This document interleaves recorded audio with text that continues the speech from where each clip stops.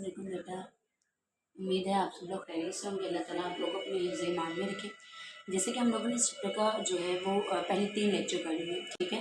पहले में डिस्कवरीज थी और दूसरे में जो है हम लोगों ने बोहर एटॉमिक थ्योरी और एटॉमिक नंबर और मास नंबर किया और फिर रेडियोएक्टिव आइसोटॉप्स के बारे में पढ़ा और आइसोटॉप्स के बारे में। अब हम लोगों ने पढ़ना है रिलेटिव एटॉमिक मास, ठीक है।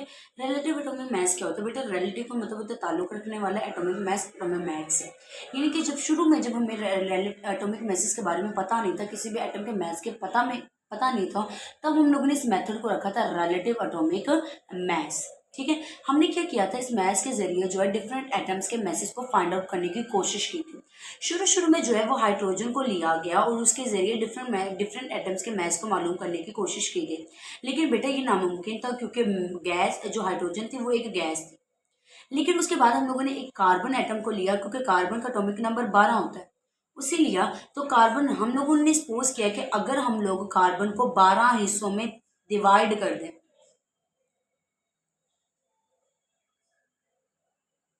ठीक है, अगर हम लोग इसे 12 हिस्सों में डिवाइड कर देते हैं तो एक हिस्से में जो है वो 2, यानी तराजू में के एक हिस्से में आप लोग अननाउन एटम रख दें जिसका मैस मालूम करना है, ठीक है, अननाउन एटम। दूसरे हिस्से में आप 1 बाय 1, यानी पहले एक जो है हिस्से को रखें, अगर वो इक्वल नहीं होता दूसरे हिस्से को रखें, अगर वो इक्वल नहीं होता तीसरे हिस्से को रखें। जब तीसरे हिस्से पर इस तराजू का मैस इसके इक्वल हो गया, इसका मतलब है कि अननाउन एटम का मैस क्या होगा? 3। बेसिकली इस मेथड को नाम दिया गया था रिलेटिव एटॉमिक मास का, यानी किसी एक एटम को इस्तेमाल करके आप तमाम के तमाम एटम्स के मैसेज को मालूम करें। इन 1961 में जो है the chemist adopted a new scale for the measurement of the relative atomic message, ठीक है, रिलेटिव एटॉमिक मैसेज को मालूम करने के लिए। उसे क्या कहते हैं? Unit of the scale is 12, 1 divided by 12, यानी एक एटम के 12 हिस्से of the mass is lightened isotope of carbon 12 is, ठीक है, कार्बन 12 के। उसने कहा कि the mass of one atom of carbon scale is exactly 12 है, and the mass of this atoms is measured relative to this unit. इस atom के masses को या इन यूनिट्स को इस्तेमाल करके हम डिफरेंट एटम्स के मैस को मालूम कर सकते हैं, ठीक है।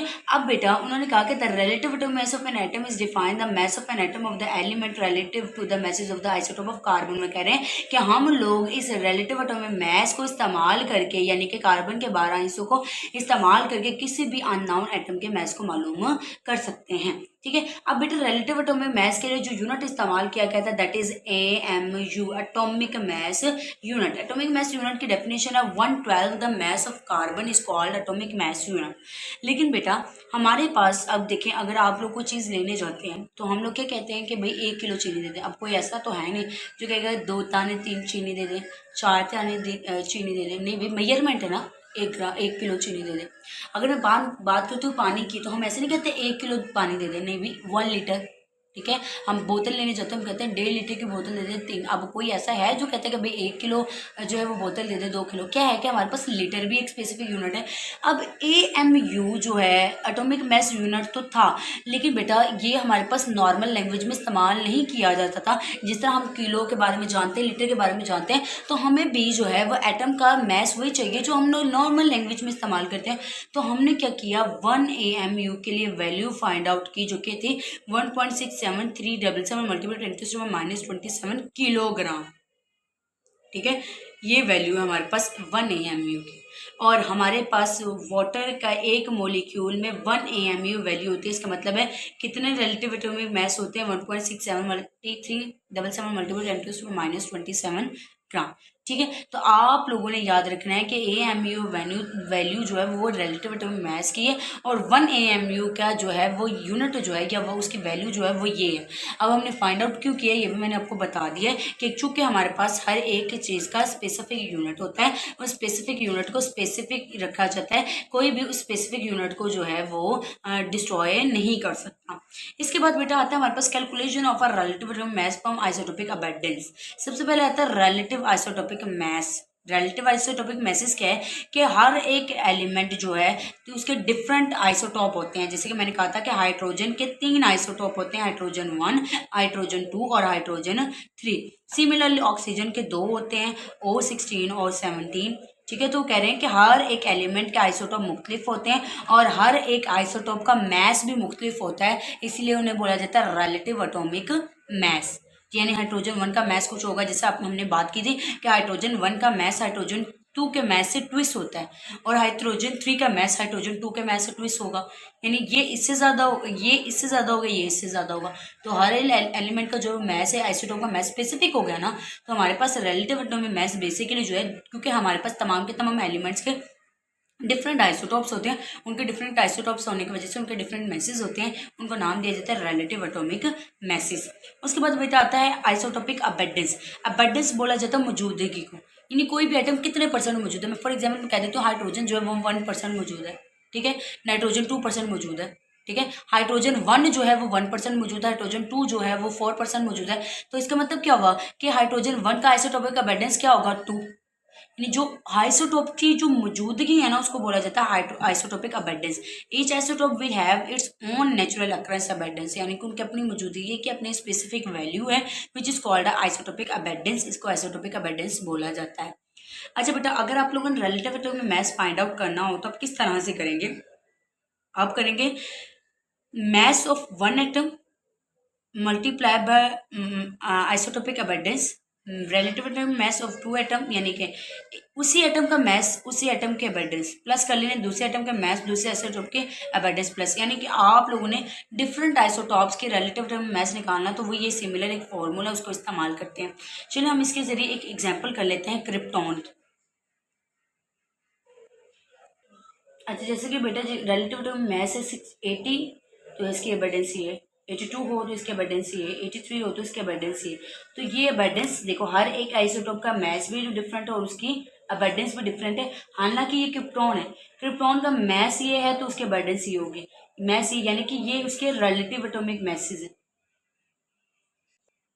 आगे देखिए 84 होगा मैथ्स, तो अबेंडेंस ये होगी 85। अब हमने क्या, अब कहते हैं कि रिलेटिव मैथ्स ऑफ क्रिप्टॉन निकालें। आपको इतने ज़्यादा दे दिए, आप क्या करेंगे, पहले वाले मैथ्स को उसके एटॉमिक अबेंडेंस के साथ मल्टीप्लाई करेंगे, फिर प्लस करेंगे दूसरे वाले मैथ्स को मल्टीप्लाई करेंगे उसके अबेंडेंस, यानी सिमिलरली इसके मैथ्स को इसके साथ मल्टीप्लाई करेंगे, फिर प्लस का निशान लगाएंगे, फिर इसको इसके साथ मल्टीप्लाई करेंगे, फिर प्लस का निशान लगाएंगे। आपने पाँचों के पाँचों को इस तरह लिख लेना, डिवाइड कर देना 100 के साथ, तो आप लोगों के पास क्रिप्टॉन का रिलेटिव एटॉमिक मैथ्स निकल आता है। तो उम्मीद है कि आप लोगों को फॉर्मूला तो समझ आ गया होगा। आगे एग्जांपल नंबर 2। एग्जांपल नंबर 2 क्या है कि calculate the relative mass of light isotope of chlorine. Chlorine का जो लाइट आइसोटोप है ना बेटा, उसके दो आइसोटोप होते हैं, एक हैवी आइसोटोप होता है और एक लाइट आइसोटोप होता है। वगैरह की जो लाइट आइसोटोप है ना, उसका relative atomic mass find out करें। आप लोगों ने सॉरी उसका relative atomic mass find out करना है। अगर आप लोगों को रिलेटिव एटॉमिक मैस दिया जाए 35.45, यानी हाई का दिया गया है, लो का लाइट क्लोरीन का अपने मालूम करना है। अब देखें relative mass of abundance chlorine 37 है, जो हैवी है, उसका मैस आप लोगों ने दे दिया कि 24.23 है, ये भी आपको दिया गया। ठीक है, उसके बाद आपने कहा कि लाइट आइसोटोप के कितने अबेंडेंस है, ये।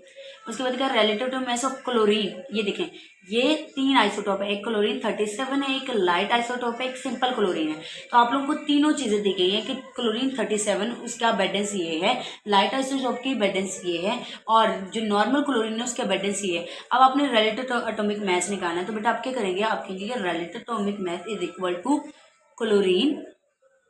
ठीक है, अब आप लोगों ने क्या किया, क्लोरीन ये वाला Cl लिख लिया, मल्टीप्लाई बाय 75.77 प्लस 37, ये इसका 37 का है, तो मल्टीप्लाई किसके लिए 24.23, फिर आपने मल्टीप्लाई किया, फिर आपने करना है कि 24.20, ये आप लोगों ने कर लिया। ठीक है, सिमिलरली दोबारा बता रही हूँ कि हमारे पास लाइट आइसोटोप की जगह आप लोगों ने Cl लिखा, उसे मल्टीप्लाई कर दिया उसके अबेंडेंस के साथ। इसका जो है लाइट आइसोटोप की वैल्यू दी गई थी इस अबेंडेंस की, हमने इसको इसके साथ मल्टीप्लाई कर लिया, डिवाइडेड कर दिया 100 के साथ। ठीक है, और दूसरे के आप लोग को ये दी गई थी। अब आपने क्या करना है, आपने इस Cl का निकालना है। आपके पास ये डिवाइड हो रही है, यहाँ क्या होगा, मल्टीप्लाई। ठीक है, आपने मल्टीप्लाई किया, अब ये सारे आपके पास, अब आपने क्या करना है, सिंपल इन दोनों को मल्टीप्लाई कर लेना। मल्टीप्लाई करेंगे तो आपके पास कुछ वैल्यू आएगी, जैसे कि ये आएगी आपके पास। ठीक है, अब ये आपके पास आ रही है, तो ये यहाँ जो है वो प्लस है। ठीक है, तो यहाँ की क्या होगी, दूसरी इक्वल जाके माइनस हो जाएगी, बाकी आपके पास ये वैल्यू रहेगी। ये यहाँ मल्टीप्लाई हो रहा है, यहाँ जाके क्या हो जाएगा, डिवाइड। तो आप लोगों ने किस तरह से क्लोरीन का रिलेटिव एटॉमिक मास निकाल लिया। ठीक है। इसमें मुश्किल क्या है कि आपने याद रखना है कि आइसोटॉपिक अबेंडेंस Cl37, तो Cl को उसके अबेंडेंस के साथ मल्टीप्लाई करना है। लाइट आइसोटॉप है तो उसको Cl लगाकर उसके साथ मल्टीप्लाई करना है डिवाइडेड बाय 100, और सिंपल की आपको वैसे दी गई है, ठीक है। तो फिर आपने सिंपली जो है वो मल्टीप्लाई और प्लस करके निकाल लेना है। अब ये आप लोग इजीली निकाल सकते हैं अगर आप लोग निकालना चाहें। ये आप लोगों के सिंपल ये ऊपर वाले जैसे मैंने आपको बताया। अगर आप लोगों को किसी किस्म का कोई मसला हो तो आप लोग कमेंट बॉक्स में बेटा पूछ सकते हैं। और अल्हम्दुलिल्लाह हमारा ये चैप्टर कंप्लीट हो चुका है।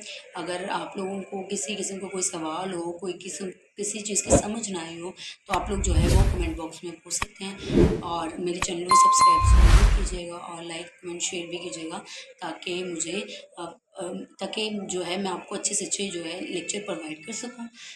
ओके, अल्लाह हाफिज़।